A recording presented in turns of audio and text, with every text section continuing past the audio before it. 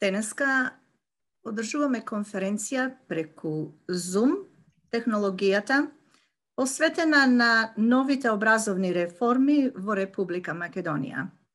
Надоградба или крах за детскиот ум е темата за која што ќе зборуваме. И за оваа причина одбравме наши ценети гости од Македонија, а исто така и од Австралија. Добар ден на сите уште еднаш и добре дојдовте на нашата програма во Фокус, која што се емитува овде од Мелбурн, Австралија. Јас се викам Добро ве најдовме.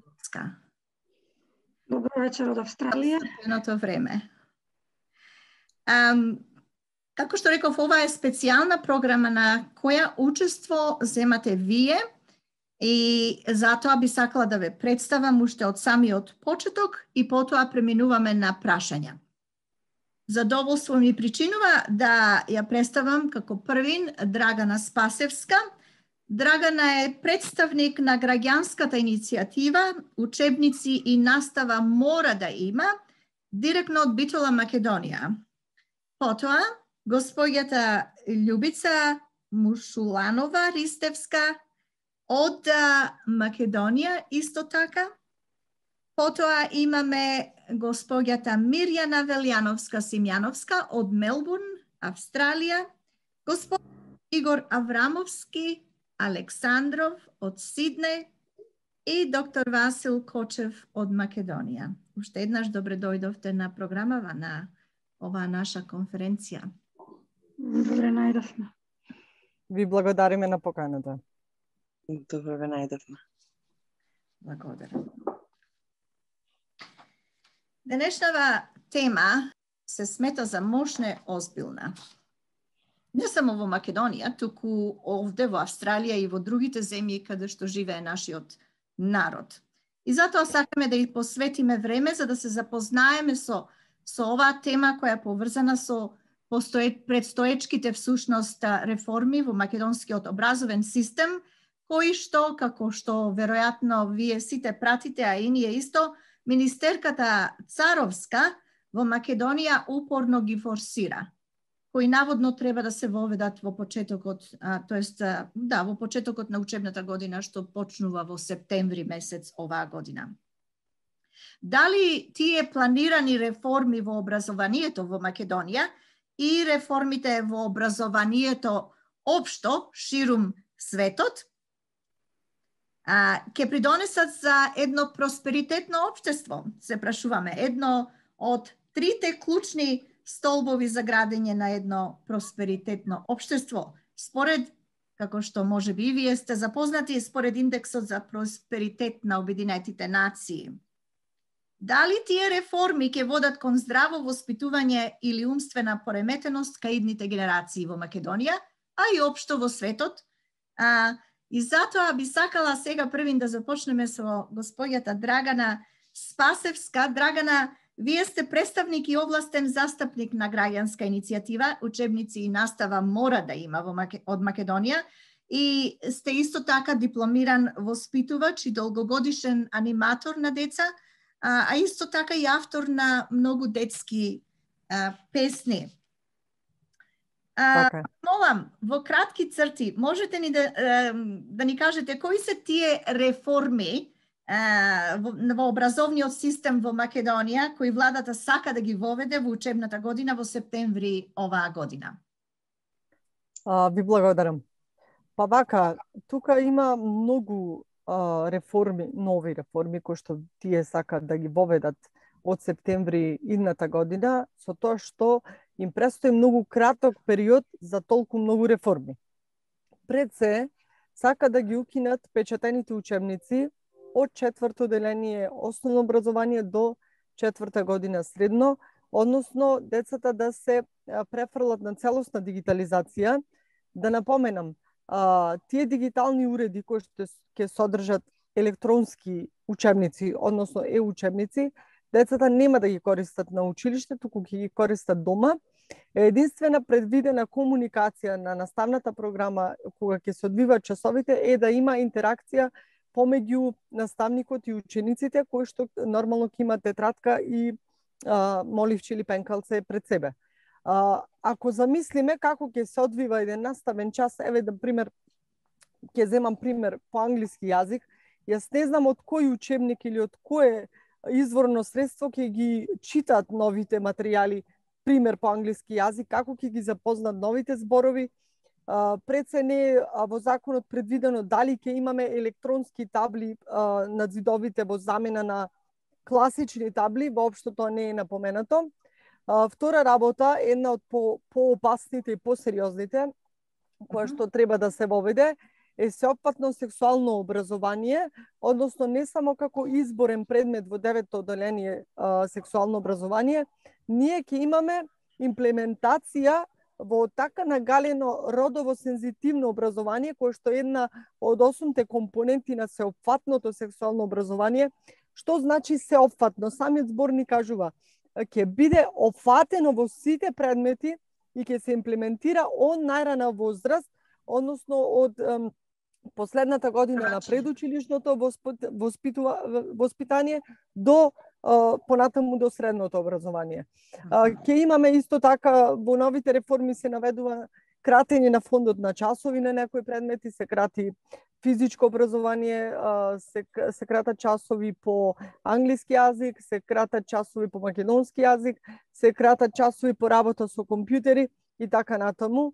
Исто така имаме спојување на предмети, историја ќе биде во општествени науки, се најавува ликовното и физичкото и музичкото, да се спојат и имаме секако инклузија се најавува на децата со попреченост и посебни потреби во училиштата каде што учат деца со типичен развој, значи се најавува инклузија на деца со атипичен и типичен развој.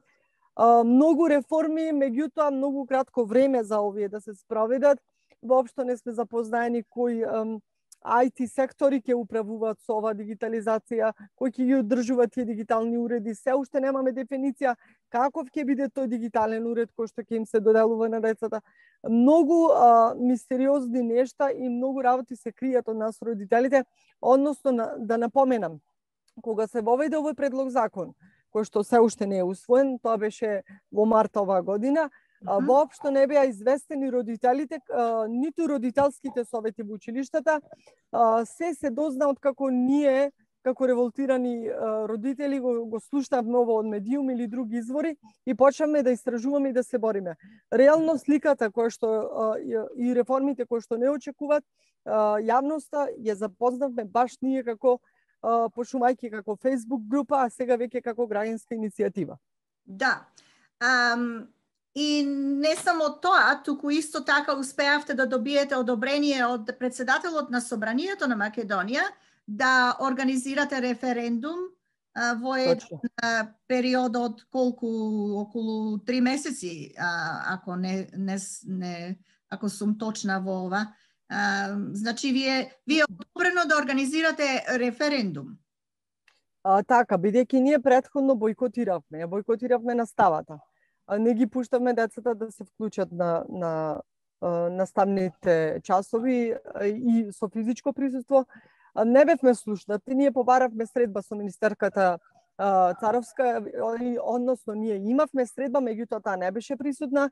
Секогаш кога ние бараме средба и средношколците бараа средби, таа упорно одржува активности на друга страна, не е волна да го слушне мислењето на граѓаните. И секако потоа протестиравме, имавме активни и масовни протести низ многу градови низ Република Македонија и бидејќи воопшто не бевме слушнати и овие 8 барања кои што ние ги имаме, не ни беше конкретно одговорено дека нешто ќе променат во однос на нашите барања, ние одлучивме да одиме правно да го решаваме овој проблем, односно да одиме референдум. Сега да појаснам. Господинот Џафери, нашата иницијатива ја прогласи за уредна. Сега го чекаме известувањето. Тој веќе ја го извести премиерот. Премиерот е наредно да извести Државна изборна комисија и да ни даде отворени врати во секоја изборна единица во Македонија, граѓаните да го дадат својот подпис и кога ние ќе имаме 150.000 граѓански подписи, ќе одиме на одлучувачки референдум, значи да одлучат граѓаните дали сме за или против овој закон. Дали вие имате добиено таков еден датум за кога тоа нешто ќе се одржи? Дали премиерот тоа нешто го одобрил? Имате ли сознанија во врска со тоа? Тој секако има обврска да ја извести само Државната изборна комисија за да започнеме со подписи. Деновите уште кратко време одминуваат, ние се надеваме дека ова недела ќе имаме и официјално известување од премиерот. Да. Да се надеваме. Кажете ни, вие спомнавте околу за 8 сушност барања. Кои се тие барања што ги барате од Министерството? Ние бараме, значи, да останат печатаните учебници во употреба во наставната програма и во образованието. Бараме да се исклучи сеопфатното сексуално образование. Да. Бараме да не се кратат предметите, бараме религија како наставен предмет и изборен да остане во образованието како изборен предмет. Бараме да се создадат соодветни услови за децата и да се одвива таа инклузија непречено, бидејќи сме сведоци дека ние и претходно имаме многу недостатоци на образовни асистенти. Бараме да не се кратат фондот на часови, бараме да не се спојуваат предмети кои што ги најавуваат дека ќе се спојуваат и најважното барање, последното е она да ни дозволат нам граѓаните и родителите како граѓанска иницијатива да учествуваме во предлагање и во одлучување на какви реформи сакаме ние за нашите деца. Да. Благодарам за тие информации. Да се надеваме уште еднаш ќе речеме дека наскоро ќе добиете датум кога ќе може тоа нешто да се спроведи, за да може народот, родителите, наставниците и другите кои што имаат право нели да гласаат во врска со ова и да ги добиете тие 150.000 гласови кои што се потребни. Само ве замолувам на Љубица да дозволите пак влез, бидејќи ја исфрлил телефонот нешто, дозволете уште еднаш да влезе тука. Да, тоа е во ред и дозволивме сега. Добро, благодарам за тие информации. Уште еднаш, според оценки на еден мој колега новинар кој што работи во Алфа телевизијата, со кого што имавте разговор нели 2-3 дена, според неговата проценка, вашата иницијатива, протестите и другите активности што ги изведувате, се нешто кое што досега не е случено на тоа ниво во Македонија. Мислам, успешно нешто. Така, бидејќи морам да напоменам, ние не сме политичка структура. Може би во нашата поддршка има лица на политички партии, но ние како граѓанско движење пред себе едно родителско големо движење во кое што се вклучени родители од сите националности во Република Македонија.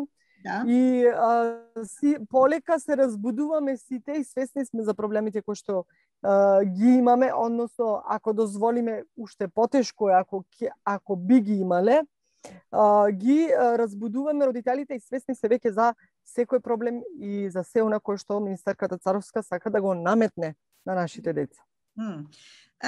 Можете да ни кажете од прилика колку луѓе се дел од оваа граѓанска иницијатива? Ние скоро броиме 80.000 членови на нашата страна, меѓутоа јас тој број би го помножила со 2, бидејќи таму ако е член еден родител, ние сите во семејството имаме 20 родители. Да. Реално имаме голема поддршка од бабите и од дедовците и од згрижувачи и од старатели, бидејќи во глобала никој не сака вакви реформи за своето дете. Ова е наметнато, ова е неконсултирано, ова не е истражувано.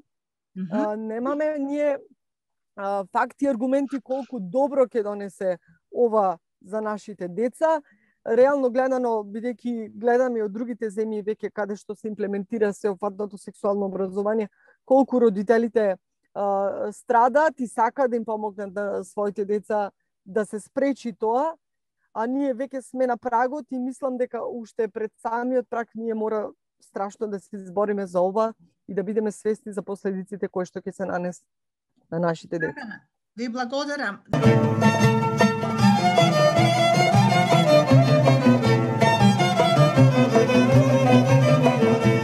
Да се сега свртиме кон господјата Љубица Мушуланова Ристевска, родител. Вие имате дечиња? Да, две. Две дечиња, прекрасно. Само да кажам накратко, вие сте дипломиран менаџер по царина и шпедиција, така? 15 години управител на хотелот Шумски Фенери и 8 годишен председател на родители. На совет на родители. Да, на совет на родители и борец за правата на децата. Да. Накратко тоа би било. Да, накратко тоа е.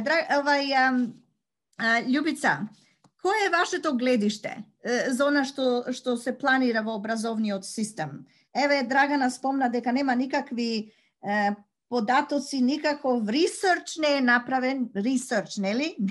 Никакво истражување, сакаат нешто да воведат кое што без никакви консултации, кои што веројатно, нели, е штетно за децата, нели? Или е корисно? Што велите вие? Не е апсолутно штетно. Видете, проблемите настануваат уште со излегувањето на концепцијата, промовирање на концепцијата, меѓутоа се уште и пред неа со Законот за основно образование, меѓутоа дури сега ние со каснење ги сваќаме тие проблеми. Значи, првично се вклучивме Советот на родители на Климент Охридски, училиштето во кое што сум јас председател на Советот. Прво го поддржа бојкотот заради тоа што бевме против дигитализација. Меѓутоа во понатамошното истражување увидовме дека не се работи само како проблем за дигитализација, туку суштински проблем на една целокупна реформа која што не е издржана, направена е многу на брзина и без да се земат предвид сите штетни аспекти кои што ќе бидат врз децата. Така и се приклучив како помагач на групата. Успешно организиравме бојкот на настава цели 5 дена во училиштето. Меѓутоа не е само тука проблемот, има стварно многу проблеми и бев дел од тимот со Драгана и професорот Фисник во Министерството за образование, каде што ги посочивме проблемите, каде што разговаравме. Сега кога не бевме слушнати, тие си го држат својот став, ние нашиот. Така да нешто што требаше да биде решливо за брзо време, преминува во една класична војна, која што и понатаму ја тераме, дефинитивно ќе ја тераме доколку истото не застане. Сега ви кажувам дека проблемот е суштински и постои уште со носењето на Законот за основно образование лани. Значи во него сега ги увидовме кои се проблемите. Имаме проблеми страшни проблеми во 3 члена. Членот 5, членот 7 и членот 127. 127 е членот на Совет на родители. Во него се изземаат и правата на совети на родители и нашите права од сега па натаму се советодавни, односно само во улога на мислење. Така да и ако сакаме да реперираме, поточно да правиме проблем при носењето и усвојувањето на годишната програма за работа на училиштето, нема да можеме, затоа што и ако и нашето мислење ќе биде негативно, Министерството му дава право на училиштето да продолжи понатаму. Да. И сега има една добра работа, што ние го држиме, мислам, од членовите на родители го држат председателството на училишниот одбор. Училишниот одбор е највисокото тело во училиштето. Не знам како е кај вас во Австралија, кај нас е така. И таму имаме 3 члена од родители, 3 члена од наставници и 1 надворешен член. Најчесто се сите политички, поточно врзани за владачката структура овде. Кај нас се е политизирано. И заради таа политизација сега уствари ги гледаме какви се проблемите и потешкотите со кои што се соочуваме. Така да ни предстои многу страшна и голема борба. Не знам колку вашите искуства можат да ни помогнат. Кај вас веќе е имплементирано сексуално сопатно образование? Зборуваме за тоа, Мирјана и Игор можат да... Црпиме многу искуство од вас, Мирјана, можда треба малце повеќе. Јас искрено работам веќе 2 месеци на делот родово сензитивно образование кај нас. Веќе се разоткриваат сите работи. Страшното е Истанбулската конвенција, сме подписници на неа од 2011 година, меѓутоа претходната власт ја подпишала конвенцијата, никогаш не е била ратификувана. Меѓутоа само што дојде овие ратификуваа, така да тука стои коренот и најголемиот проблем. Меѓутоа има и уште многу други проблеми кои што ги носи самата концепција. Концепцијата е врзана за основно образование, како што веќе ви кажав. Драгана кажа кои се проблемите со концепцијата. Многу стручени тимови на професори и наставници ману реагирале во носењето на концепцијата и тоа е единствената реакција која што имаме од црквата. Значи, само тогаш црквата реагирала со едно општо соопштение дека не го поддржува тоа. За жал тоа е страшно. Во моментот многу молчи, освен одредени владици во Македонија кои што гласно зборуваат за оваа работа, меѓутоа сепак не мислам дека е уште многу гласно. Треба многу повеќе да се зборува, посебно за родово сензитивното образование. Мислам дека тоа е првиот чекор. Тие ја користат, ајде вака сега да ви кажам каде стојат сите, каде се крие зајакот, како ви рекле вие. Значи, дигитализацијата е уствари параванот и цела ова сопфатна, мислам, ова голема реформа за основно образование, зошто се носи толку на брзина, на трчина, без да се прифатат? Затоа што не гледаме ние дека треба да се направи некоја реформа во образованието, туку дека треба да се воведе најбитно од се, дека треба да се воведе родово сензитивното образование во сите сегменти на основното образование.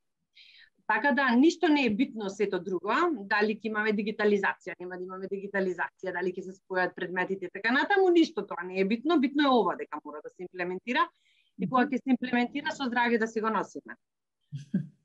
Сега, работата е што, зашто дигитализација? Видете, многу земји во нашето соседство се протиставиле на ова, иако се подписници, некои од нив воопшто не станале подписници на Истанбулска конвенција, ние ги користиме сега и нивните искуства, како да се бориме против оваа работа. Така да во Хрватска не поминало затоа што советите на родители биле толку многу гласни и таму не можете да правите реформа без да ги прашате советите на родители. Кај нас тоа е исклучено со новиот закон, ние имаме само советодавно мислење, значи нас никој не мора ни да не праша, затоа тие си туркат без апсолутно да има никаква анкета од страна на родителите. Ние сме сегментот кој што мора да го прашате. Мора да се прашат родителите и затоа што уставот тоа го потврдил, затоа што ние родителите одлучуваме каде и како ќе ги образуваме нашите деца. Значи ова повторно се прави против нашето уставно право. И втора работа е дигитализацијата. Видете, во Србија се направи кога се воведувало ова нешто, во Србија се испечатили учебниците. Кога родителите ги виделе учебниците, се кренале сите и така да тоа не поминало. Сега кај нас нема учебници печатени, одиме со еден нов специфичен модел само за нас, никаде во светот не постои. Имаме комплетна дигитализација и во законот за учебници имате еден член кој што вика дека Министерството си го задржува правото да ги менува учебниците на годишно ниво. Чи што ќе менувате вие во учебниците? Вие може да менувате во учебниците, може да менувате факти, како 2 и 2 е 4. Разбирате, не можете вие да менувате физика и така натаму. Меѓутоа, затоа можете да менувате општествени науки, да го менувате името на јазикот и тој повеќе да не се предава како македонски јазик, туку е мајчин јазик, може да менувате историја, која што ќе и тоа не можете повторно да го менувате затоа што Втора светска војна е Втора светска војна, вие не можете таму да менувате, меѓутоа можете да менувате некои работи кои што ќе произлезат од некои договори со нашите соседи кои што се направени во скорашното минато. И уште една работа, може да менувате содржини кои што најпрво ќе бидат прокламирани како родова еднаквост, а понатаму тие ќе се продлабочуваат и децата ќе треба да ги одицираме со страшни теми кои што ќе ја направат нивниот мозок поконфузен и позбунувачки. Така да јас дефинитивно сметам дека ќе дојде страх на детскиот ум. Имам уште многу да зборувам, да му оставам на другите.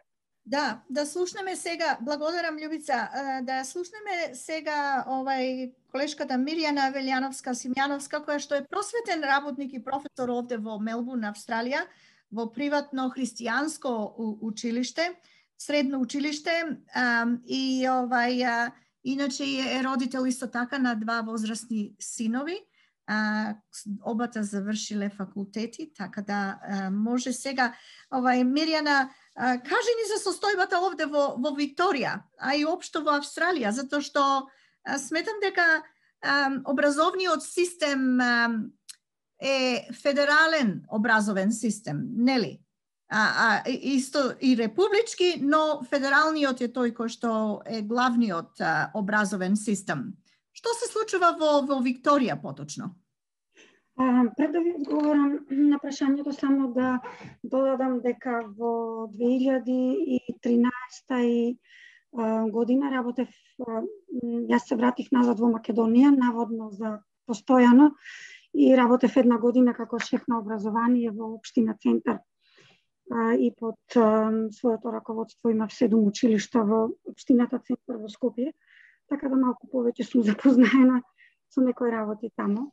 Во секој случај за образовниот систем во Австралија, јас работев и во државниот систем едно 5-6 години на почеток, кога дојдов во Австралија пред 20 години, а највеќе скоро 15 години сум во приватниот систем, односно работам во независно христијанско училиште.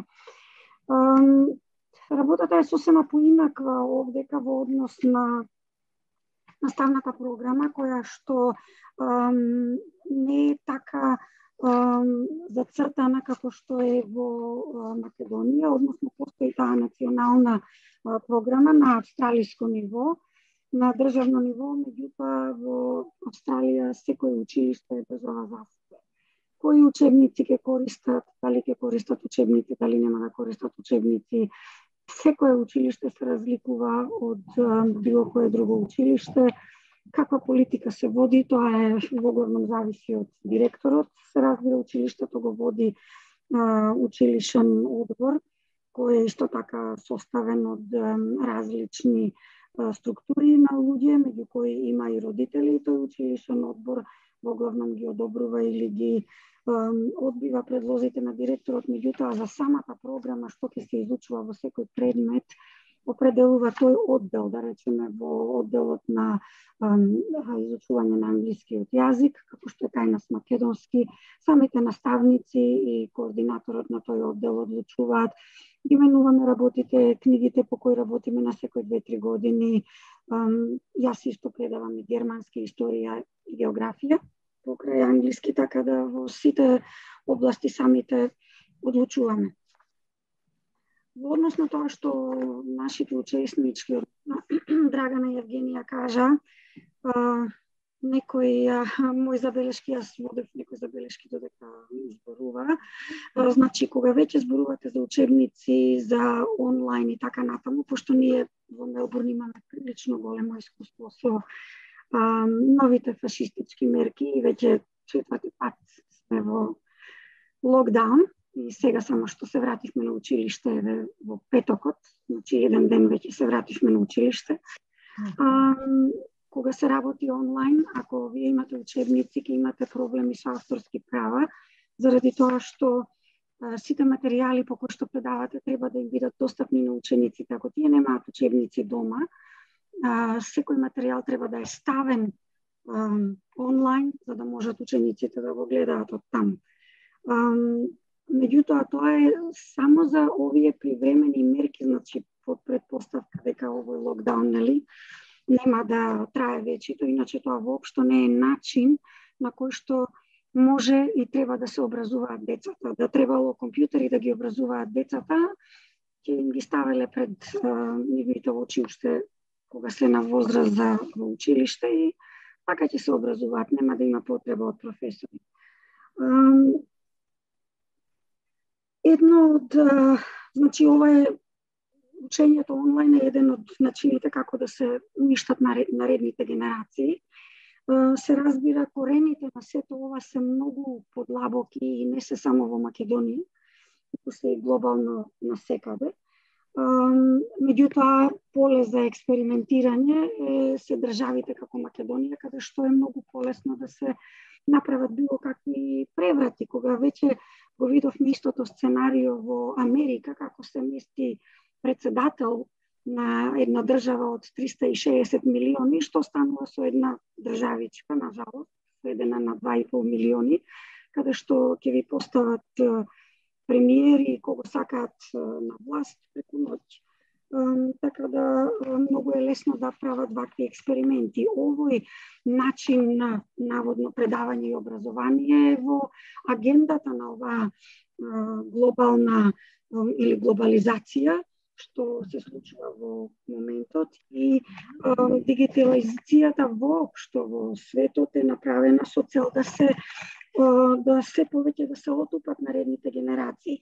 Например, гледајте која контрадикторност во Австралија. Јас работам во училиште, каде што и повеќето училишта се овде такви. Секој дете има компјутер, нонстоп се компјутерите вклучени, имаат тие своји компјутери, така се работи на час, така да јас како професор можам да ви кажам дека истерувам цели генерации деца, на кои што воопшто во 7 години во средното образование, кое што трае од 6-то оделение од 7 односно до 12-та година, дека јас многу пати нема да им го видам ни ракописот во 7 години образование.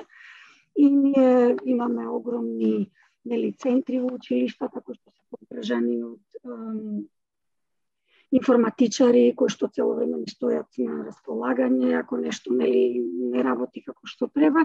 Меѓутоа, ни еден испит, оној завршен испит, матура што беше кај нас во Македонија, овдека се вика VC, Victorian Certificate of Education, и во секоја држава во Австралија има различно име, меѓутоа секаде е така. Значи, сите испити се пишуваат рачно. Нема ништо, никаква дозволена било каква технологија, освен во испитот по математика, во еден дел само се дозволува употреба на дигитрон. Значи, ние децата цело време ги држиме на компјутер, забораваат да пишуваат, да ви покажам како некој го држат моливот и пенкалото, ќе паднете во несвест, навистина голема имагинација во различни начини како се држат средствата за пишување. И сето тоа да на крајниот испит воопшто нема никакви дигитални средства.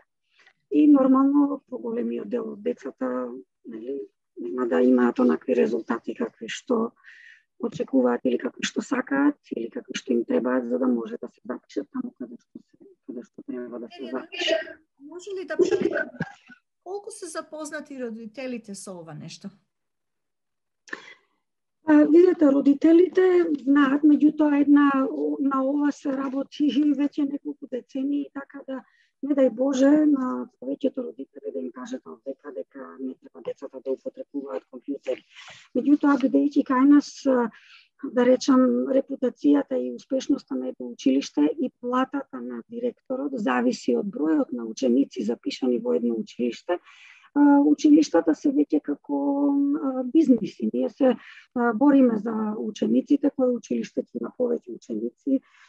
Например, во радиус од што знам, може би 10 километри, што е многу мал радиус во Австралија, во Мелбурн, град од скоро 5 милиони, ние имаме може би 7-8 училишта. Тоа е огромна конкуренција. И се бориме за секој ученик и најмногу во сите работи се слуша она што ти го кажат родителите. Ако родителите почнат да го бомбардираат училиштето дека не се задоволни од ова, не се задоволни од она, пишуваат негативни коментари во сите оние веб страници што се на училиштето, каде што може да напишат родители, фидбек што викаме ние, дека во Австралија, или да напишат на интернет. И веднаш директорот презема некои мерки, родителите не биле задоволни и на секакви, да речам, разумни и неразумни барања на родителите ние на некој начин се повинуваме за тоа што се сведени училиштата на супермаркети, а родителите на клиентела која ќе влезе во училиштата и одбира ово или оној производ, ова или оној училиште. Да.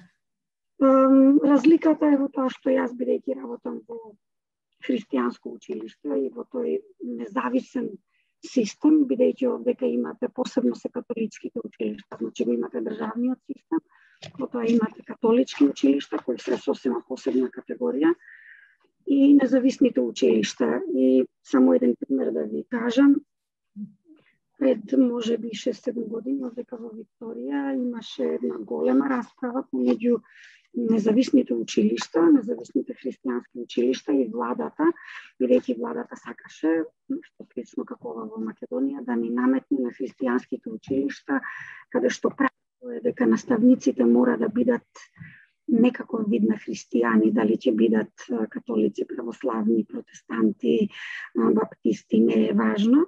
Важно наставниците мора да бидат христијани, а децата не мора да бидат христијани. И сакаше владата на независните училишта да им наметне да наставниците не мора да бидат христијани, дека наставниците можат да бидат и муслимани и дека во христијанските училишта дека треба да почнеме да примаме муслимански деца. А во Австралија има и засебни муслимански училишта, меѓутоа кај нив не се бараше да морат да примат деца од христијанска вероисповест. И се водеше една голема борба доста долго време и владата ги држеше, да речем, училиштата во рака со тоа што еден дел од средствата во училиштата од тоа се добиваат од владата, значи еден дел доаѓаат од тоа што родителите плаќаат за школарина, меѓутоа исто голем дел добиваат како поддршка од владата и владата се закануваше дека ќе ги овие средства ако не ги направиме тие промени. Меѓутоа, за среќа, сите христијански училишта некако се соединија и големи борби се водеа и успеавме сега, за сега, да останеме сепак христијански училишта на кои што не ни се наметна таквите мерки. Меѓутоа, тоа не е далеко од остварување. Нема да помине долго време.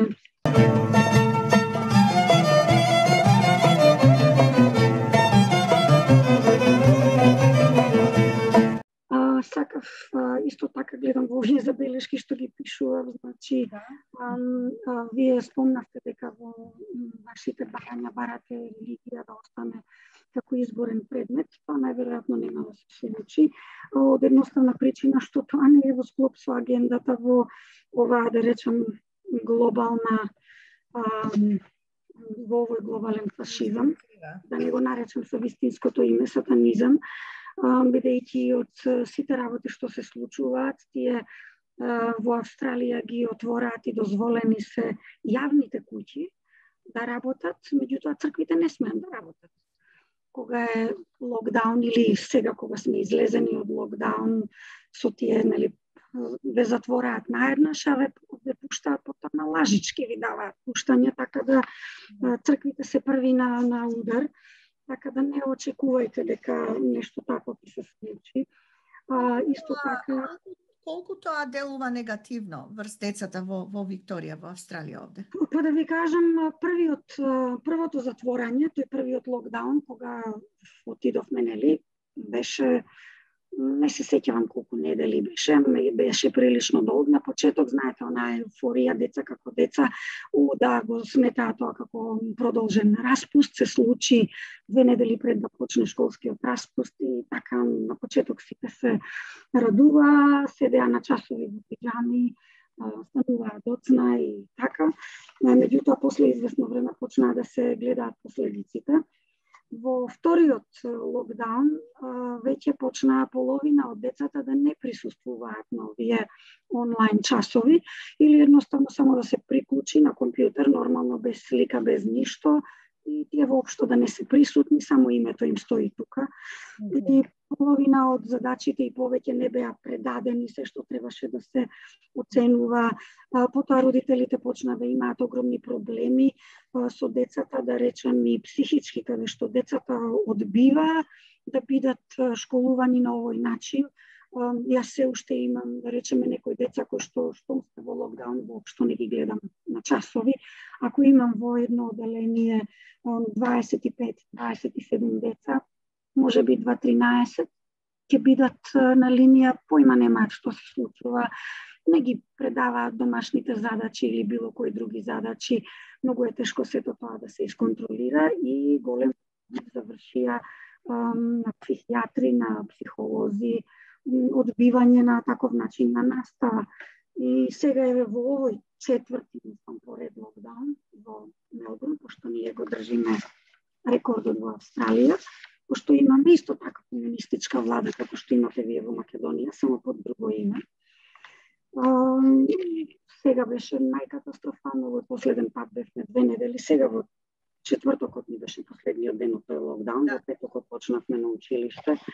Мислам, она што се виде децата, не само реакција, туку и директни последици од ваквите заклучувања се катастрофални. Тоа воопшто не е начин на образование и тоа што знаете каков напор ние и каков притисок имаме наставниците овдека, значи сите материјали треба да се спремни, се е скенирано, се е онлайн, имате она virtual board, нели, на објаснување часот е час, ако трае 50 минути, вие сте 50 минути во секоја секунда тука присутни.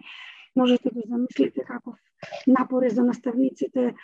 Денеска секој ден имаме по 6 часа, нели, да сме цело време на столче, не смееш да мрднеш. Мислам, голем дел од наставниците завршија со огромни потреби од психијатри, психолози.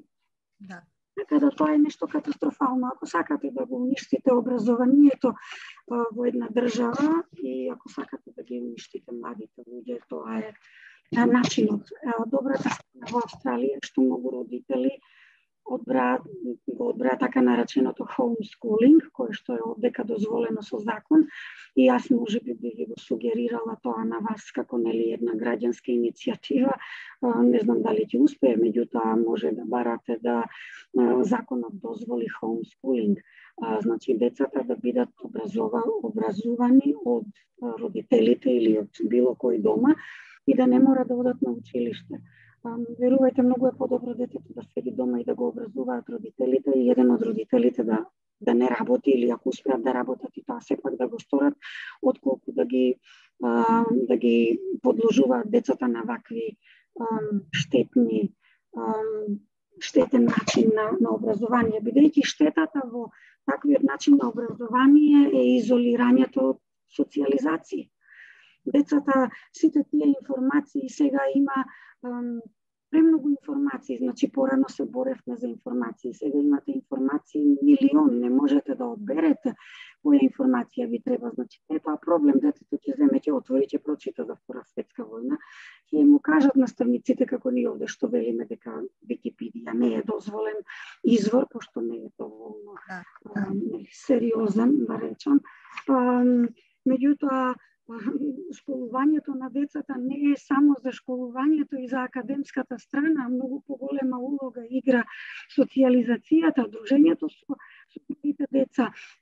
Јас кога бирав училиште за мојот помлад син, верувајте и покрај тоа што бев наставник, работев во многу училишта, овдека не можете да знаете какво е училиштето додека не работите во него.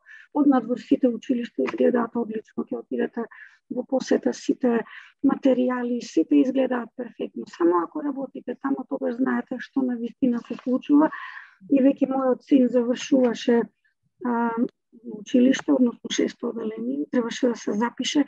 Јас бев разочарана, велев, јас како професор не знам кај да го запишам детето. Никогаш не би го запишала во училиште, така да што работев. За среќа, тогаш се вработив за прв пат во независните христијански училишта и училиштето го одбрав не само по академските резултати на училиштето, туку по самата атмосфера, меѓу децата, социјализацијата. Тоа е многу побитно отколку академскиот напредок. Повеќето работи сега се достапни и ќе му платите приватен професор на детето, ќе го достигне тоа ниво. Најголемата казна е социјализацијата и да не речем овие пелени што ги носат на лицата, нели? Сепак и тоа е еден дел од она обидот на глобалистите за напад на Бога, бидејќи човекот е направен по имиджот на Господ, нели? И сега кога ќе го покриеш лицето, нормално тоа е атак на Бога. Исто така сакам да ви кажам дека не сакам да ве разочарувам. 34 години живеев во Македонија и година и пол работев, како што реков, не работев цела година и пол живеев во Македонија во 2013 до половината 2014 и работев како шеф на раководител на образование во општина Центар. Се разбира до оној момент додека не дојде Жерновски на власт, па не отпушти сите што не бевме комунисти. Така да не сигурно знаете, не е битно кој гласа, битно е кој ги брои гласовите. Со сите овие електронски броења, видовте што се случи по Америка, што сакаат ќе му диригираат на компјутерот какви сакаат резултати да извади. Може да продолжиме после, да слушниме сега Игор Аврамовски Александров, извини Игор. Игор е родител на две ќерки. Исто така, Игор е генерален раководител на Македонската православна заедница за Австралија, со седиште во Сиднеј, и дипломиран правник. Да. Сега знам дека не се бавите со правото, Игор, моментално, туку со менаџментот, така? Може микрофонот да го пуштите. Не ве слушам, Игор. Сега? Да, Игор. Сега се слуша? Благодарам. Вашите... Добро, мојата работа, колку што е менеджмент, толку е и, како би рекол, advocacy се вика на англиски, ама не е адвокатура судска, туку знаете, издигнување на свеста меѓу народот, меѓу заедницата за одредени прашања, застапување на одредени ставови. Околу македонските работи, веројатно сте, барем некои од вас супатени, што сум работил низ години, и тоа го продолжувам и понатаму. Што се однесува до образованието, моите две деца во католичко школо се моментално во средно, беа и во основно во католичко училиште. Имам забелешки секако, но мислам дека нивните училишта се многу поквалитетни од училиштето во кое што јас одев кога дојдов во Австралија. Овде дојдов во 5-то одделение. До 10-та година одев на училиште, нели овде од 7-мо почнува средно. Во населба која што тогаш важеше како така најлош социјекономски кантон можеби во Австралија, и квалитетот беше многу лош. Тоа го кажувам од аспект дека, како што спомна претходно господјата Симјановска, има многу разлика од едно училиште од друго во Австралија во квалитетот, и во голема мера тоа зависи од социјекономскиот статус и просветеноста на народот што живее во таа околина и на родителите што ги носат децата таму. Колку што се свесни родителите за квалитетот на образованието и за потребата од подобрување или одржување на одредени стандарди, толку е квалитетно и училиштето. За жал, има некои негативни појави, како што спомна господјата Семјановска претходно, што се случуваат насекаде, како што е ова во врска со дигитализацијата. За мене, нешто што го гледам од менаџментски аспект, например, во училиштето на моите деца има квалитетни кадри, некои не баш, но генерално квалитетни кадри, учителски, но нема доволно координација и синхронизација меѓу оние кои што ги учат децата и оние кои што ги дизајнираат испитите, например. Често ми се случува да се вратат децата од испит, да рече тато, ова пола од ова го не сме го учеле, а не го ставаат во испит. И што се однесува до дигитализацијата, еве, например, во средно, во основно, додека учеа ќерките, им препорачаат да користат печатен речник. Англиски речник со англиски дефиниции. Сега гледам во средно различен менеджмент, различни стандарди, ги оставаат да користат речник од интернет. Сега имаат нели истите, да речам, брендови што ги прават и поголемите печатени речници, имаат своји речници на интернет, но не се истите, не се толку обемни. Значи, се оди се кон некои побрзи фиксови, полесни, побрзи решенија, кои што можеби се поекономични и полесни за оние кои што треба да го водат, па и државата и образовниот систем и училиштето, но се намалува квалитетот. Тоа е нешто што го гледаме во секој сектор, во сервис секторот, во производството, нели, насекаде имаме побрзи, со промена на технологија имаме побрзи и полесни решенија, но квалитетот паѓа. Што се однесува до она што го спомна господјата Симјановска за homeschooling, за дома да ги учиш децата, јас уште од основно почнав дома да ги учам некои работи, пред се македонски јазик, понатаму редовно кога се со мене барем редовно читаат филозофија, читаат материјали кои што се за повозрастни луѓе, за кои што многу ми предпоставуваат дека децата не може да ги разберат. Јас сум сведок дека може да ги разберат, малку потешко, можеби не до исто ниво, но тоа се текстови кои што и возрастните луѓе на секој читање повеќе ги разберат. Мислам дека тоа помага за да се надомести голем дел од она што им недостига во училишното образование.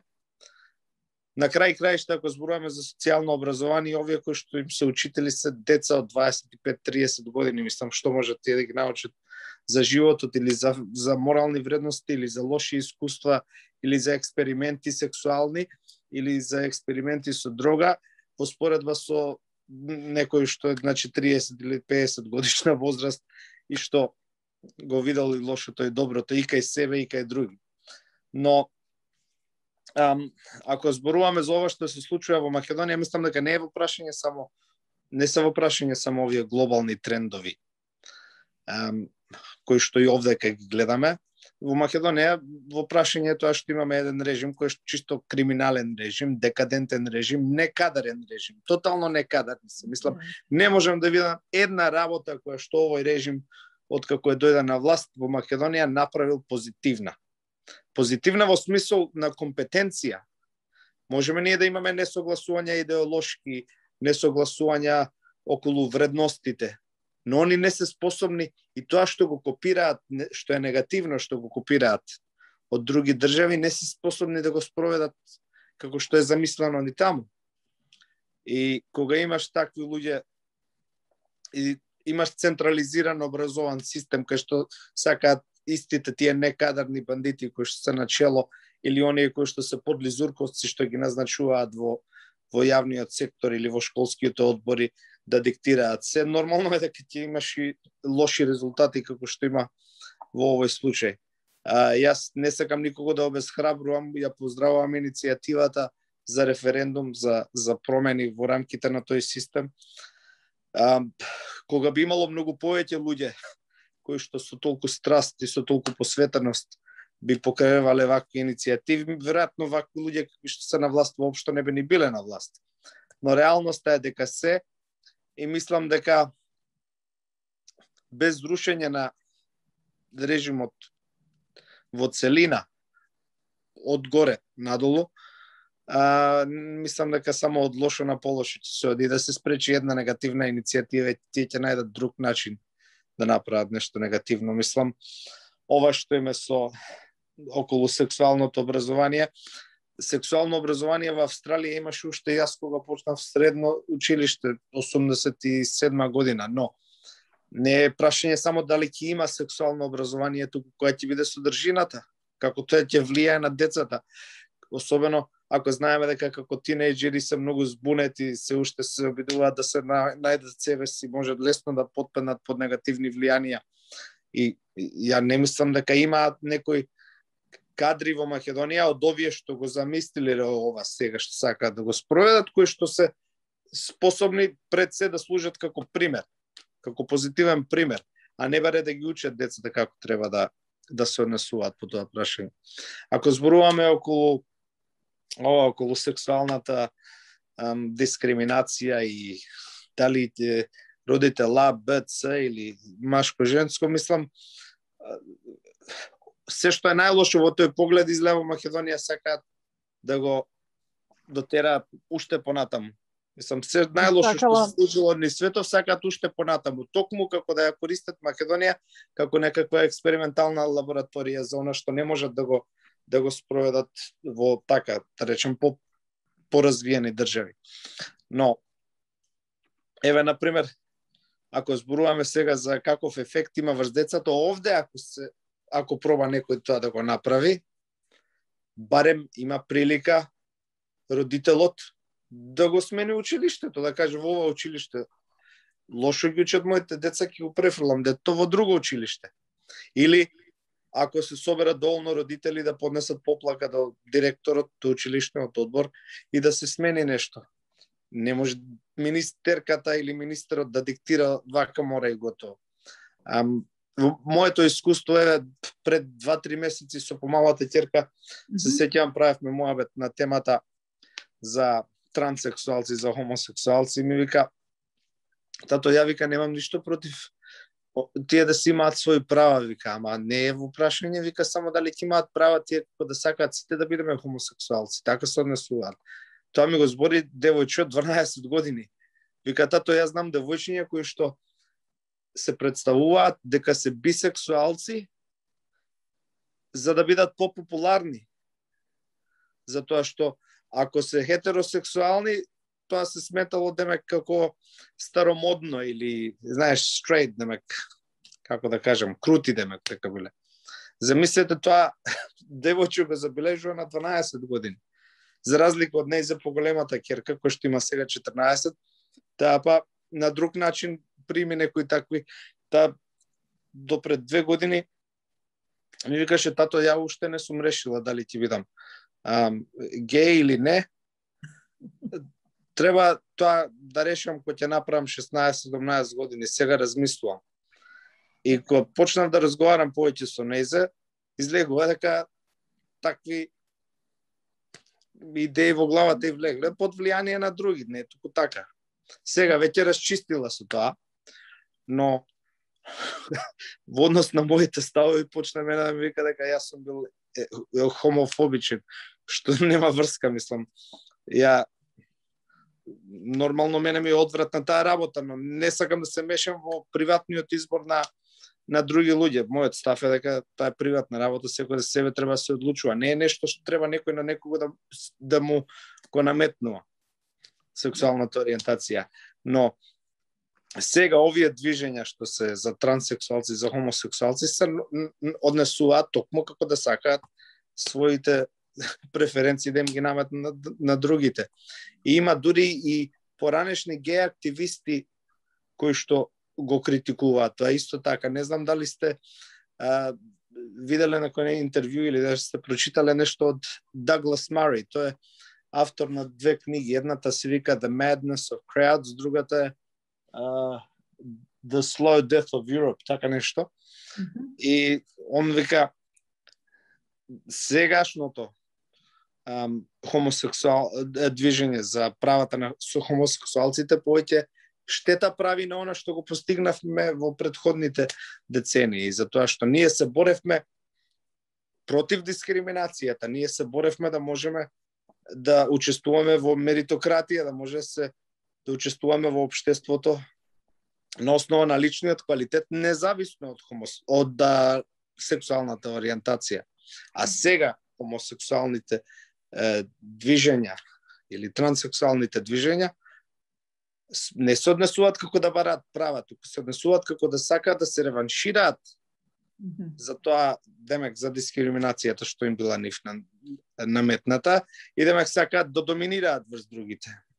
И тоа се одразува нормално и врз образовниот систем, но во Македонија мислам дека посебно се одразува. Видете какви типови се вртат околу власта, мислам. Дали може да се надоврзам? Дали може да се надоврзам? Кажете. Да. Вака. Ние немаме ништо против сексуалното образование да биде предмет во образованието, еве да речеме во средните училишта, на кое што возраст е соодветна за децата да ги примат информации. Сега, тука има еден друг филм што се крие позади ова. Ние немаме против да имаме сексуално образование во однос на сексуално пренесливите болести, како да си го чуваме собственото здравје и така натаму. Меѓутоа, тука се крие друга работа. Значи, ова сакат да се наметне уште од најрана возраст кај децата. Сега, позади тоа сеопфатно сексуално образование, како што рече Игор, како да сакаат да наметна секој да се изрази во друг джендер од својот биолошки кој што го носи. Детето е табула раса. Детето е празна табла. Се што ние ќе му наметнеме и кој што ние ќе му го презентираме, него му влегува во глава. Не смее да се дозволи од најрана возраст, пред се, ние како една таква општество во Македонија, самите наставници видат како ние ова ќе им го предаваме на нашите деца. Ова е несватливо, овие поими не можеме ние да најдеме начин да им ги презентираме на децата. Значи не можеме ние едно дете од 8 години, иако се родило како машко, да му кажеме дека е нормално, доколку се чувствува како женско и такво да се декларира пород. Мислам несватливо, и како ние ќе му кажеме дека тоа е добро, што е позитивното во тоа? Значи, што е позитивното во тоа? Видите, не знам дали сте упатени, мислам Љубица тука ќе дадам збор неја тоа да го објасни, за собранието на Светската здравствена организација и на Family Watch, која што го поведе сето тоа да се дебатира таму. Ние сме поинакво општество. Ние немаме избор тука, за разлика од вас. Ние немаме избор на друго училиште или друг модел на настава кој што би ги следеле нашите деца. Ова ни се наметнува, реално. Затоа ние бараме на референдум да се изјаснат граѓаните. Не можеме и внимавајте, други работи се случуваат. Законски се кршат термините за изготвување на учебници. Еден учебник треба да се изготви во тековна година, од месец октомври до месец мај во тековната година, за да се имплементира во септември идната учебна година.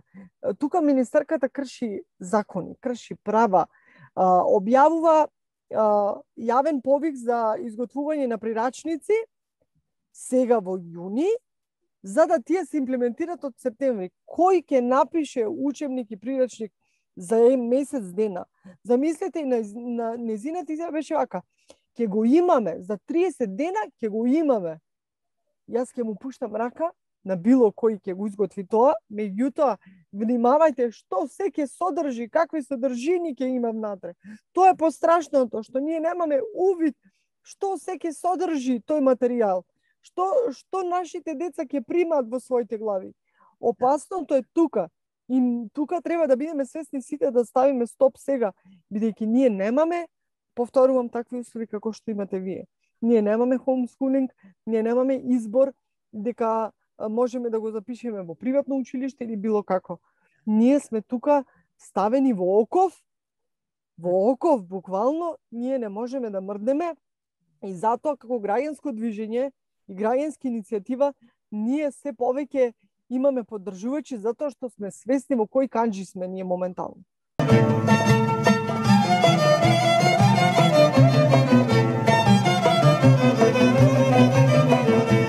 Да му дозволиме на лекарот Васил Кочев, тој трпеливо чека да него го представиме. Благодарам, Васил. Лекар по природна медицина, председател на Сдружение на граѓани, Светски центар за природни научни студии Балкан Ел Сторија, 30 години посветеност на Светото писмо од научен аспект и многу други активности. Благодарам уште еднаш за трпението. Кажете ми, вие како лекар по природна медицина, која е вашата констатација по ова прашање? Како ги гледате вие работите, Васил, околу овие предстоечки реформи кои што владата на Македонија сака да ги воведе? Кои што, Поздрав до сите учесници. За проблемите што постојат. Добро вечер или добар ден. Да. Поздрав до сите учесници и конечно нешто да се случува на овие простори. Значи Балкан Историја е формирано здружение врз основа на зачувувањето на семејните вредности. Може би подолго време чекаме и конечно ќе дојдовме до една иницијатива која веќе ќе го буди народот. Поддржувач сум на креационизам, а креационизам значи дека има креатор кој не го создал овој свет. Не сум против еволуционистите, али сум против да бидеме малтретирани од страна на нив, наметнување на сила на нивните сваќања. Вредностите кои не се дадени од Бога и моралните принципи се газат во секој сегмент. Значи 30 години во оваа држава, јас живея во една држава Југославија, но вредностите беа на највисоко ниво. Може би таа држава не донесе до некој развој поголем наш, но ние се во тоа време се знаеше што е дете, кои се одговорностите на дете, на родителот, на школството и учителите во тоа време беа наши родители. Денес учителите или професорите не ги третираме на тој начин. Зошто? Затоа што самиот систем е изменет. Самиот систем не ги учи на вредности, него ги учи децата на многу знаење, а вредности никакви. Значи почит нема спрема родителите, нема почит спрема повозрастните, нема почит, а сето тоа сме ние самите виновни, што дозволивме да се повлечеме од водење на системот држава. Значи, ние како продуховени луѓе треба да ги заземеме местата како градоначалници, пратеници или повисоки функции во системот кој може да го задржиме во некоја нормала. Така да ние сме окупирани фактички заради нашите грешки. Значи, светот не страда заради лошите луѓе, но заради тоа што добрите не се обединуваат во една иста цел да може да се одбраним. Како лекар по природна медицина имам доста искуство, доста млади луѓе доаѓаат кај мене, иако не работам по таа професија, бидејќи по друг пат ќе ви објаснам, али доаѓа, знаат дека децата можем да им помогнам, затоа што во ова време најмногу лекарство се трошат антидепресиви. Значи, општеството ни е болно и доаѓаат да прашат што понатаму со својот живот. Немаат смисла во животот. Значи, смислата за живот им е убиена од самиот старт, од самиот поим. Каде е проблемот? Главниот проблем за сето ова што ни се случува е во првен човек умира духовно, а после физички. Значи, што се случи во овие 30 години? Да нацијата ни ја убијат, независно кој припаѓа на која духовна заедница, јас ги почитувам сите кои промовираат морални вредности, лидерите не преземаат никакви одговорности. Зошто? Затоа што нивните лагодни столици ќе се подместат. Никој не сака денес да ја затресе жабокречината. Зошто? Затоа што лагодноста нивниот живот ќе бидат пореметени. Денес нема жртва. Жртва е да бидеш родител. Жртва е да бидеш лидер. Жртва е да бидеш водач. Жртва е да бидеш одговорен за нешто. Денес немаме жртви. Некој кој сака да го даде својот живот за своите семејства. Семејството е војна формација. Денешните семејства се распаѓаат. Зошто? Затоа што немат одговорност.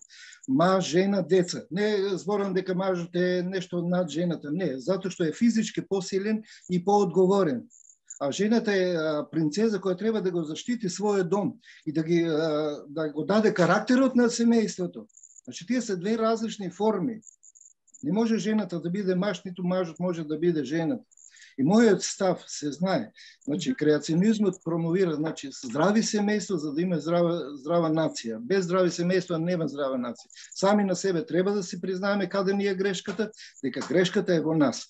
Сега, ако не пратат 80.000 помножено по 2, значи, ние сме победници. Конечно, не смееме да се исплашиме. Ако треба знаеме тоа да го води некој напред и да го жртвува животот, спремен сум. Спремен сум, постои воскресение, зошто да се плашам? Да живеам уште 5 дена повеќе? Или месец дена, или година, 2-5. Смислата на живот да спознаеш Божјата волја. А Божјата волја се добива со тоа што ќе се вложиш во животот за следните генерации. Да. Како ќе заминам јас од овој свет ако останам хаос? Или не се потрудам барем нешто да направим промена во сето тоа. Знаете денес од што страдат најмногу младите? Немаат љубов. А љубовта доаѓа од родителите, од дедо и баба, од одговорни личности. Самите учители во тоа време беа поодговорни од самите родители. Знаат да удрат по некој пат кога беме неодговорни. Денес ако удриш дете, завршуваш во затвор. Да. Јас сум мојата најдрага учителка, најмногу имаме тепано. Бев не послушен како дете. Јас сум најблагодарен. Ми го зачува животот, да бидам денес тоа што сум. Да. Не сум, значи, секој нек се ја изрази својата определба сексуалност. Да. Ама не ми наметнува ставови. Значи, нека се отворат училишта православни, католички или преку некои деноминации. Да луѓето имаат избор. Луѓето да можат да изберат каде сакат да своите деца да ги... Јас прашам некој родител, аме што имаш ти против? Ајде викам, прати ги твоите деца, па нека бидат дел од таа хомосексуална заедница, ама не може. Онда зошто поддржуваш нешто што и самата не го прифаќаш? Да, добро прашање. Има доста. Сега, што е поентата? Веќе ако го почнавме сето ова, значи да дојдеме и до целта. Не смее никој да се откаже повеќе од ова, нема назад, по цена на животот. Да. Нема назад. Нема назад. Да ставиме, значи, точка која ќе не биде цел, која ќе треба да стигнеме до таа точка. Што да се ослободи државата и физички и духовно од ова распаѓање. Да. Луѓето треба да се едуцираат во вредностите. Секој дома е одговорен и пред Бога и пред децата, да сами да почнеме да ги учиме децата што е добро, што е лошо. Не велам дека треба да се затворат. Секој сака да прошета, да оде на одмор, на море, значи да има кола, да има мотор. Не е проблем тоа. Него да се промовира разврат, да се промовира нешто што за пред 1000 години децата не се раѓа, нема сексуални односи луѓето. И сега до прво треба нешто да се учи. А што да се учи?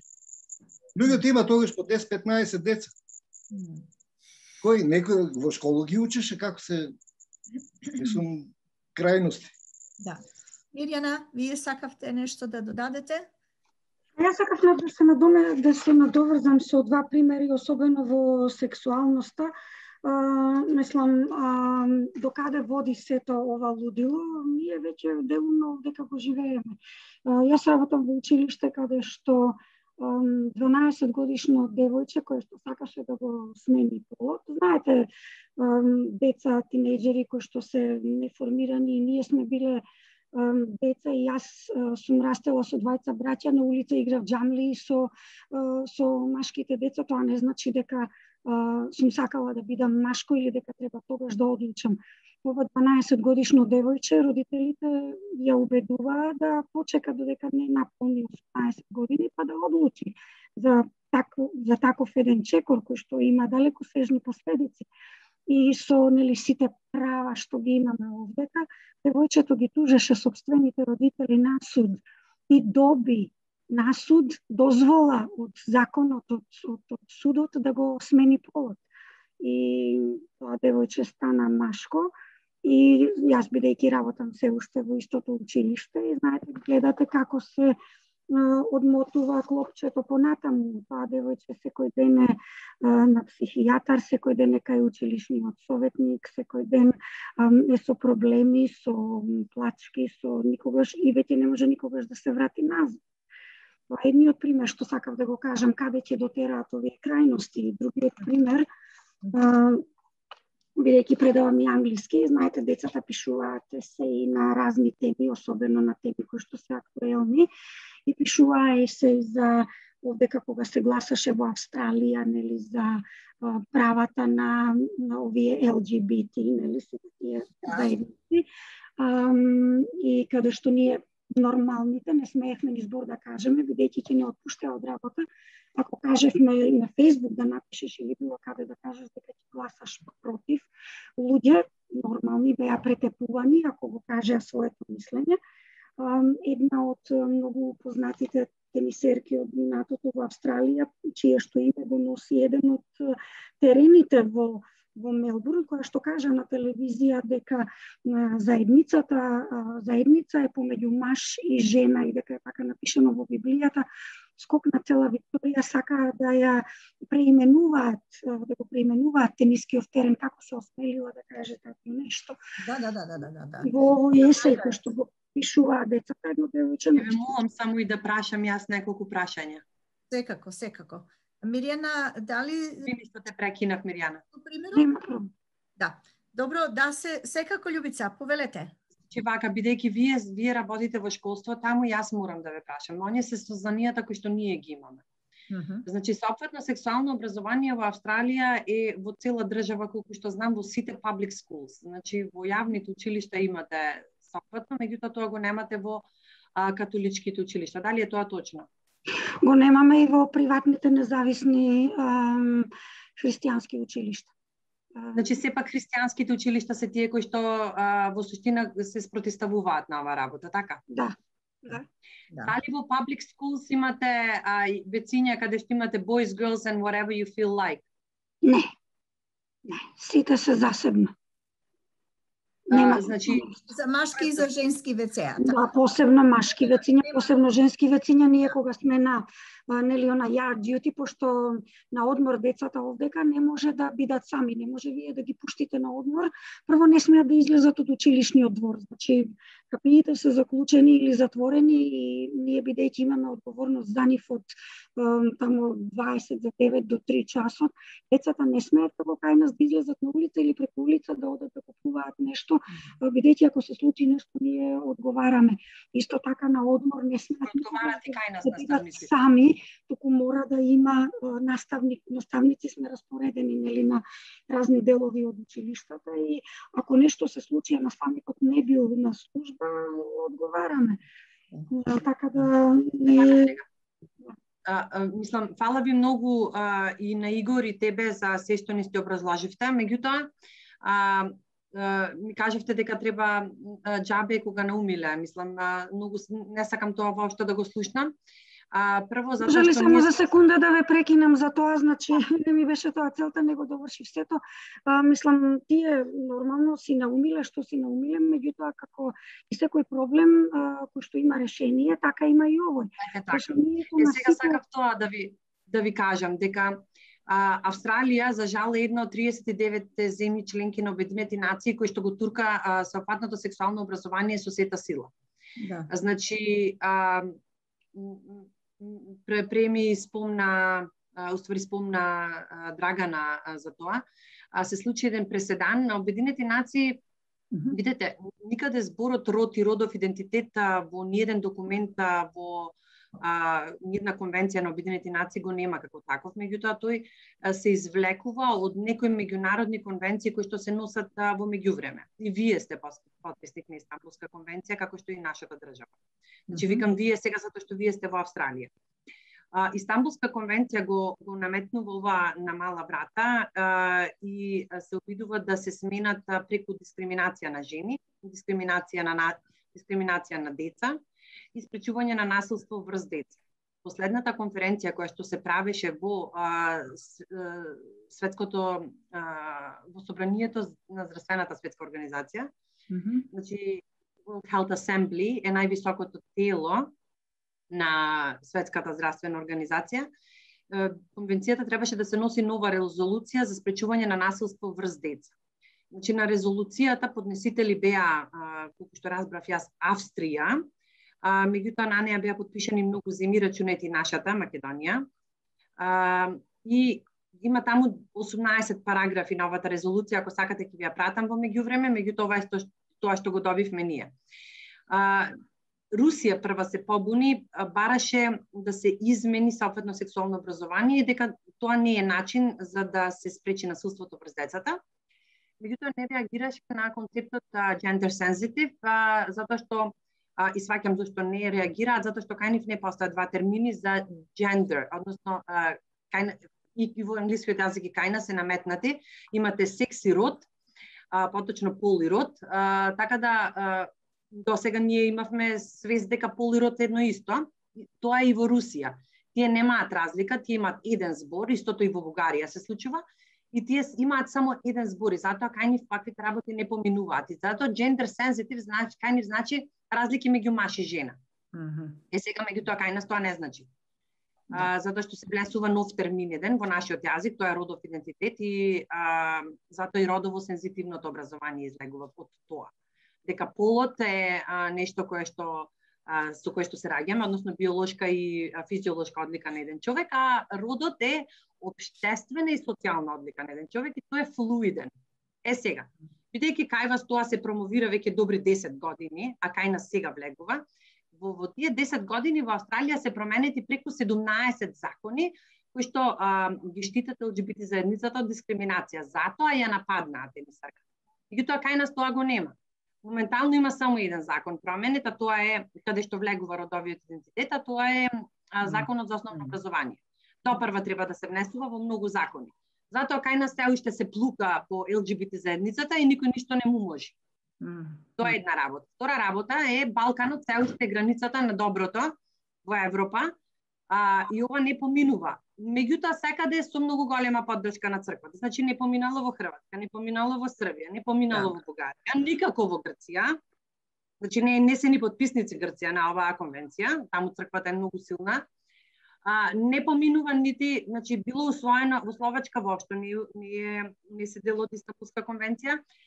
Полска се потписници, сега е поднесено уставно барање да излегуваат од неа. Бугарија истото го прави. Така да ние мора да се спротиставиме затоа што професоре, докторе, како и да сакате да ве наречам, вие сте во право, мора да се зачуваат традиционалните вредности. Ова е традиционално општество, Македонија се уште традиционално општество и ние со сета сила се спротиставуваме, веќе имаме многу следбеници на ова прашање и сметам дека ќе се истурка до крај. Меѓутоа нешто што страшно ми смета тоа е владеачката партија го турка ова, меѓутоа имаме опозиција која што е многу силна и таа ќути. Дали ме разбирате? Значи ВМРО ќути. Значи ВМРО се ќути, мудро ќути, се додека нема. Дали тоа значи дека тие го поддржуваат тоа нешто или пак со нивно... Видете, Истанбулска конвенција е потпишана во нивно време. Тие виделе дека тоа нема да знаете, таа е толку добро спакован еден документ за заштита на правата на жените, кој што многу успешни правници не го виделе што се случува. Цела среќа што ова е веќе се многу добро е влезено во општествата на развиените земји, ние го гледаме, ние сега влечиме искуство од вас, ме разбирате? И затоа ние не успева кај нас да помини, луѓето се спротиставуваат, затоа што во Америка е катастрофа. Веќе дете од 8 години може да побара промена на пол и родителите ако не се сложат им го одземат. Значи тоа е исто како кај вас. Меѓутоа и таму луѓето почнуваат да се разбудуваат и да веќе паѓа во одредени држави, затоа што таму има феудален систем, така да не поминува во сите држави. Љубица, јас ќе треба да ве прекидам затоа што времето скоро ни е при крај.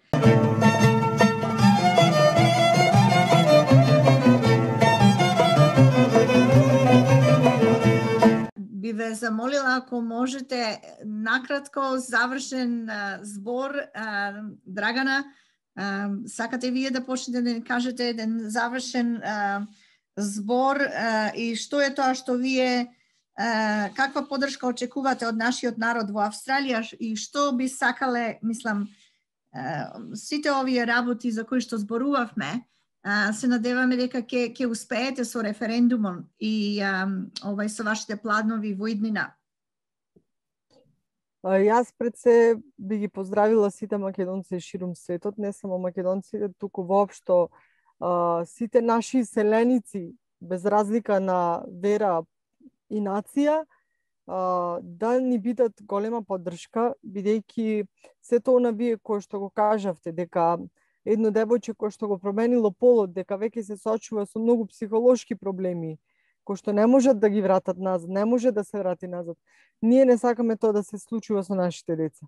И ги замолувам сите лица кои што се свесни, кои што веќе го доживуваат овој проблем, да ни помогнат во нашата битка која што ја водиме, ние да се избориме, да го спречиме на време, да успееме со референдумот и да ја повлечиме концепцијата за сеопфатно сексуално образование, секако и дигитализацијата, законот кој што се предвидува да донесе измени во основното и средното образование, да не поддржат, бидејќи јас како родител на 3 деца знам, чувствувам морална одговорност дека како родител имам право и дека можам да делувам и да ги заштитам своите деца. Се надевам дека секој еден родител го боли душата за своето дете и е свесен за се што ни се наметнува. Значи, ова не е наша желба, ова ни се наметнува и ги повикувам сите да излезат на наша страна пред се. Јас морам да напоменам дека утре веќе сакаме да поднесеме барање до МПЦ и до ИВЗ, да застанат на страната на граѓаните, бидејќи ние сме такво општество, традиционално, големи верници, како и муслиманите, така и православните. Морам да напоменам дека муслиманите уште повеќе семејството како темел на ова општество сакаат да го зачуваат, така да ги повикувам сите да ни излезат, да ни бидат ветер во грб, да успееме во оваа борба. Ви благодарам уште еднаш на поканата. Ви благодариме. Љубица, накратко. Фала ви многу. Завршен беше збор. ми дел од овај настан. Јас искрено се надевам дека ќе се истурка цела работа до крај, меѓутоа како што гледам луѓето се повеќе се приклучуваат. Секако што се патил во коштрец со образовни реформи, власт паѓа после тоа, така да многу често тоа се случува, тоа беше со претходниот пат, тоа и сега. Јас искрено се надевам дека ќе се откажат во меѓувреме од ваквата сулуда идеја. Децата нема да бидат осудени на реформите на владата. Така? Борбата е таа. Децата нема да бидат осудени на реформите на владата во образованието. Игор, повелете? Микрофонот, Игор, молам. Не знам зошто се исклучува. Сега се слушаме. Да, се слушаме. Извинете, не ја користам оваа апликација, често малку проблематична ми беше минатиот пат и се откажа. Да. Значи, уште еднаш сакам да ве поздравам вас што директно сте го земале, мислам сте земале оваа иницијатива на свој грб. Ви посакувам успех. Би сакал само да дадам едно мислење од политичка гледна точка. Кога станува збор за успех на референдум, дури и да се соберат 150.000 подписи, што знаете дека не е лесно дури и за главната опозицијска партија со таков режим кој не го интересира, сериозно не го интересира владење на правото или вистинското мислење на граѓаните. Мислам дека е тешка иницијатива и би сакал да успее, но мислам дека треба да размислите повеќе за алтернативни мерки. Повеќе мислам дека би требало да размислувате за промена на системот, со тоа што не би можел некој да наметнува вакви работи централно од озгора, од министерство или од, не знам, од влада, туку да има поголема автономија за учителскиот кадар, поголема автономија во одлучувањето на училиштата, затоа што на крај краишта учителите кои што се го посветиле својот живот на воспитување, на образование на деца, мислам дека многу повеќе ќе размислат за можните последици од вакви или други реформи, од што ќе размисли некоја која што вчера паднала од Марс, дошла на власт преку криминална влада, преку партија која што дојде на власт чисто со странско спонзорство за да ги изврши најголемите предавства во историјата на македонскиот народ. И опиени од сила и мисля дека се може да направат. Не мислам дека ни воопште ги интересира какви последици има по децата. Предходно се извинувам, го заборавив името на господинот што разговараше, лекарот, спомна за тоа дека Васил Кочев. Да, спомна господинот дека во ова време многу помалку има почитување кај децата кон родителите, што е факт, но тие деца кои што се воспитани да не ги почитуваат родителите, како очекувате да го почитуваат поширокиот народ или граѓанството или државата, или да се секираат за јавниот интерес. Так, но во секој случај мислам дека најзаинтересирани и најодговорни за вакви теми би требало да се педагозите, оние луѓе кои што го посветиле животот на воспитување и образување на деца. И од претходно се спомна дека ВМРО ДПМН не ја поддржува оваа иницијатива или молчи, што воопшто не ме изненадува, затоа што ако ваквата иницијатива е поддржана од странски емисари таму, од амбасадори, може да се очекува ВМРО ДПМН да внимава да не налути некого. За жал, таква политика водат како повеќе да ги интересира што мислат странците, отколку што мисли народот или што е добро за народот. И за децата. Да. Претпоставувам дека нив има страв дека ќе бидат етикетирани како хомофобични или ретроградни, ако поддржат ваква иницијатива. Но од друга страна па една иницијатива за поголема автономија на учителските кадри во одлучување за вакви и секои други прашања од содржината на образованието, би било нешто што би можеле да го поддржат, затоа што би било така поднеутрално од аспект на тоа дали ќе бидат критикувани или поддржани од меѓународната заедница. Игор, благодариме. Тоа е од мене. Благодариме, Игор. Васил Кочев, завршен збор, ве молам. Не завршувам, него тука е почеток. Да, почеток. Ова е почеток, да. Ова е почеток за создавање на здраво ама јас би се сложила. Ова е почеток. Само што почнавме. Само што почнавме и ова ќе има хепи крај. Да. Создавање на здраво ткиво е неминовно. Значи, секој пат Израел, кога треба да победи, Бог ги повикувал на создавање на здраво ткиво. Враќање кон вредностите, значи покаяние, значи за да може човек да направи промени. Значи, кога се случува создавање на здраво ткиво, луѓето се враќаат кон вредностите, односно кон Бога. Се принесуваат, значи, својата душа кон очистување и после стануваат едно тело, една душа. Кога се создава тоа здраво ткиво, тогаш не треба ние да имаме некои ракета, атомски бомби, не знам што таму да се тепаме со некој. Другата работа Бог ја завршува сам по себе. Ако се создаде 2 до 3% здраво ткиво во Македонија, работата за кратко време ќе се случат чуда. Но здравото ткиво во моментот не е во Македонија, него е во диаспората. Кога диаспората ќе ни даде силна поддршка, дали духовна, дали финансиска, било, дали интелектуална, за ткивото во Македонија брзо ќе се намести. Затоа ве молам вас од диаспората, почутнете на било кој начин да ова стои на нозе. Ако ова сега не застане на нозе, ние сме готови како нација. Не е најстрашно тоа што Србија беше бомбардирана. Ако ги отворите светите писма, најстрашно кога народ ја губи својата држава, губи своето семејство, ја губи својата припадност. Бог му вика на Израел вака: ќе ви раселам низ свето затоа што се откажавте од мене. Истото важи и за нас.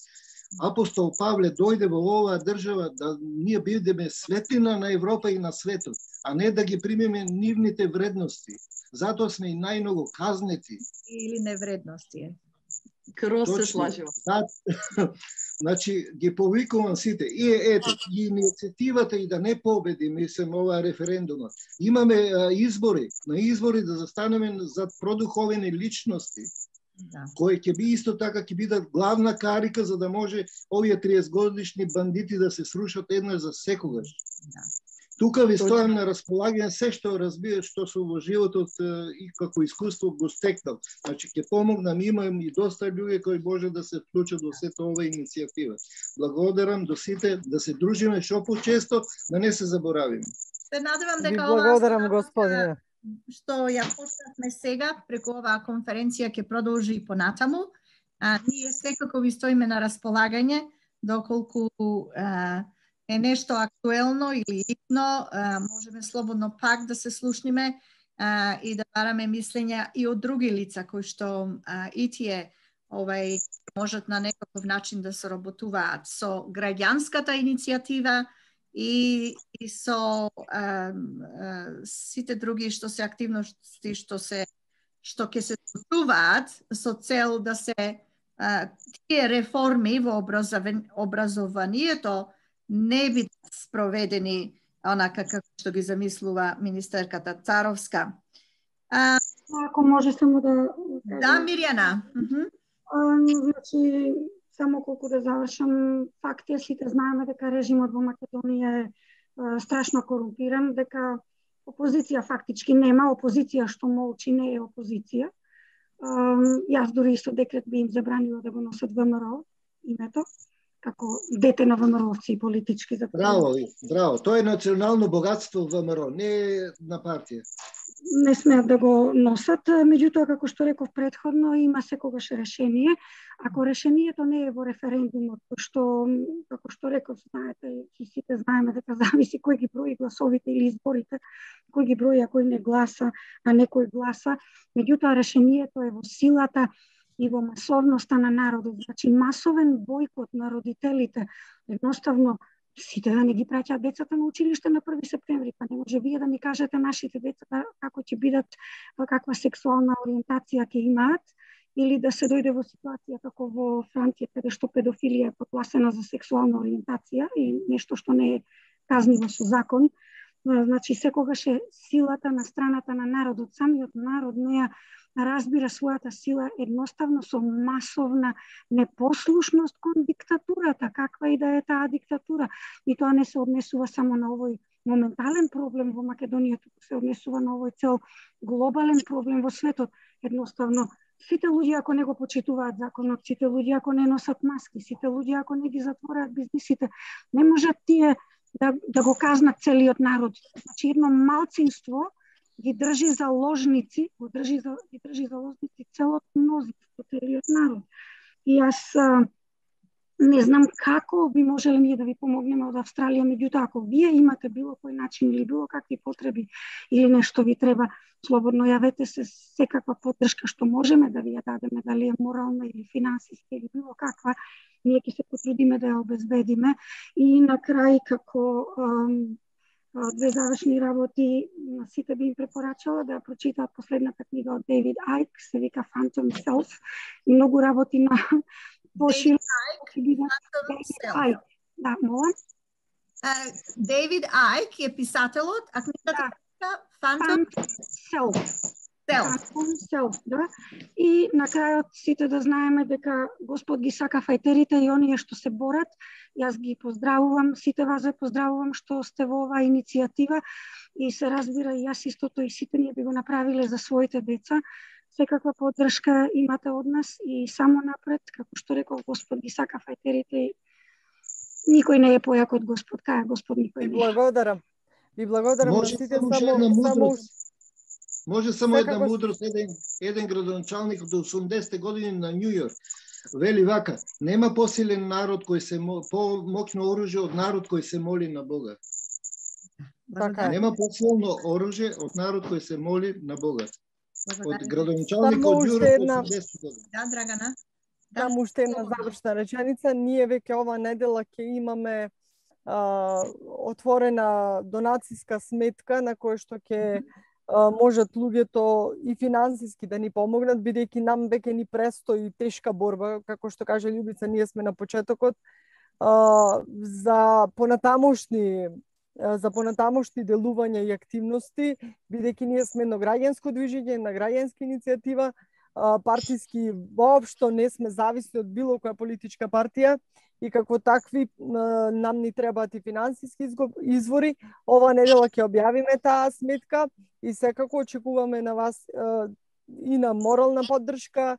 Бог да ни има во молитвите. Молете се за нас да успееме барем да го спречиме ова пред да влезе на вратите во образованието и кај нашите деца. Ви благодарам уште еднаш на поканата. Се надевам дека нема да биде ова само за денес, ќе останеме и понатаму во контакт сите ние и широки мислења да чуеме и да видиме и од ваша страна. Ви благодарам. Секој е добро. Секој е добро, се разбира. Секој е добро, како што спомнав, на располагање сне, доколку има потреба за вакви други конференции или пак дебати. Ние сме тука за тоа, а и се разбира, можно и финансиски да испратите ги тие информации со вашата сметка и ќе видиме што ќе можеме да сториме во тој правец. Извини, Силвана, може само уште 2 збора? Да, Игор, кажи. Да, мислам преска не се доискажев малку, ја свртив темата. Сакам да го поддржам коментарот на господја Симјановска дека граѓанската непослушност мислам дека е најсилна алатка во ваков случај, со ваков режим. Мислам дека би била многу поефикасна алатка од иницијативата за референдум, иако ја поддржувам, се разбира, иницијативата за референдум. Граѓанската непослушност е нешто што не може да го спречат со манипулации во броење или во регистрирање или нерегистрирање на подписи. Едноставно не можат со фалсификат да ја изопачат. И мислам дека колку и да се чувствуваат моќни, ако се доволно солидарни и масовни родителите во граѓанската непослушност, ќе мора власта да попушти. Да. И благодариме. Некој има нешто да додади или пак можеме да завршиме сега? Можеме да завршиме? Добро. И со ова, почитувани наши гледачи и слушатели, ќе ја завршиме конференцијава по тема новите образовни реформи во Република Македонија, надоградба или крах за детскиот ум. Ви благодариме на вашето внимание. Разговор водевме со Драгана Спасевска од Македонија. Љубица, господјата Љубица, исто така од Македонија. Потоа, Милена Велјановска, Симјановска од Мелбурн, Игор Аврамовски од Сидни и лекарот Васил Кочев од Македонија. Јас ви благодарам многу и се слушаме, се гледаме друг пат и нашата поддршка е тука за вас.